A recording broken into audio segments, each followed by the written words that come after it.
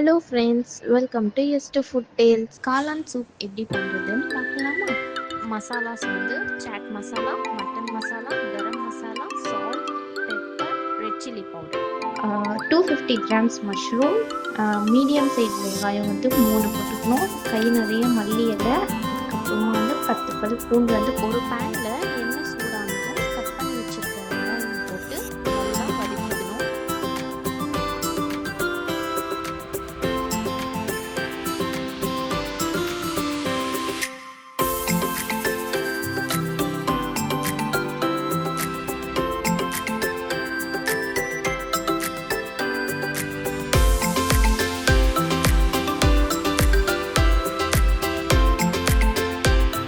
வெங்காயம் கொஞ்சம் வதங்கினதுக்கப்புறம் கட் பண்ணி வச்சுருக்க மஷ்ரூம், பொரியல் பூண்டு போட்டு அதையும் நல்லா வதக்கிக்கணும்.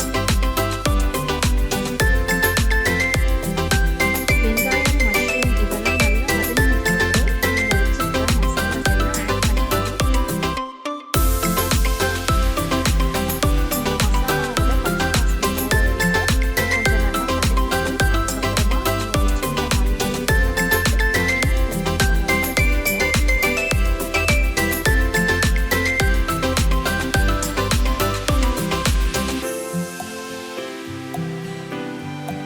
அதுக்கப்புறமா நம்ம வச்சுருக்க தேவையான அளவு தண்ணி ஆட் பண்ணிக்கலாம்.